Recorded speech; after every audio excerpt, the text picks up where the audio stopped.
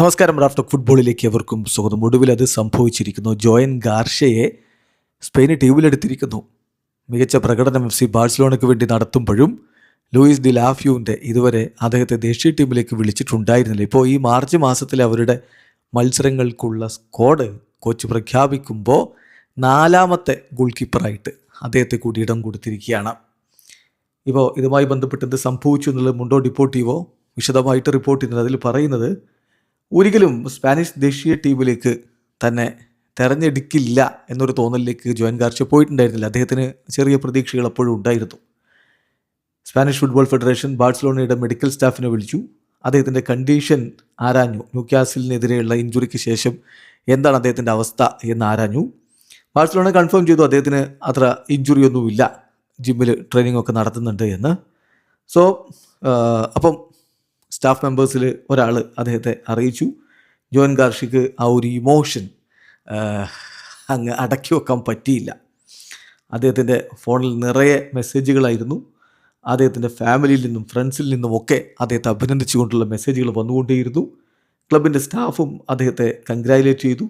അദ്ദേഹം തീർച്ചയായിട്ടും ഈ കോളപ്പ് അർഹിച്ചതാണ് എന്നുകൂടി ഇപ്പോൾ മുണ്ടോ ഡിപ്പോർട്ടീവോ റിപ്പോർട്ട് ചെയ്യുന്നു.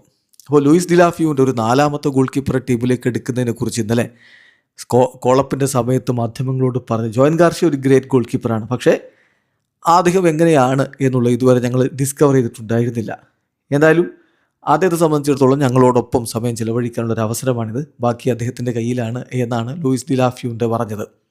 ഇപ്പോൾ സ്പെയിൻ ഈ മത്സരങ്ങൾക്കുള്ള സ്ക്വാഡ് പ്രഖ്യാപിച്ചിരിക്കുന്നത് ഇങ്ങനെയാണ്. 4 ഗോൾ കീപ്പർമാരുണ്ട്. Unai Simon, David Raya, Alex Remiro, Joan Garcia. Joan ഗാർഷ്യക്ക് പ്ലേയിങ് ടൈം ലഭിക്കുമോ എന്നുള്ളത് കണ്ടറിയണം. വേൾഡ് കപ്പ് സ്ക്വാഡിൽ ഇടം ലഭിക്കുമോ എന്നുള്ളതും കണ്ടറിയണം. കാരണം സ്ഥിരമായിട്ട് ലൂയിസ് ഡി ലാഫ്യൂവിൻ്റെ വിളിക്കുന്ന ഗോൾ കീപ്പർമാരൊക്കെ വിളിച്ചിട്ട് ഒരു 4ാമനായിട്ടാണ് അദ്ദേഹത്തെ ഇപ്പോൾ വിളിച്ചിട്ടുള്ളത്. പിന്നെ സ്ക്വാഡിലുള്ള മറ്റ് താരങ്ങൾ ഡിഫൻസിൽ ലോറൻറ്റ്, അതുപോലെ Pedro Porro, Laporte, Pau Cubarsi, Huijsen, അതുപോലെ മൊസ്കേഴ, കുക്കറയ, ഗ്രിമാൽട്ടോ.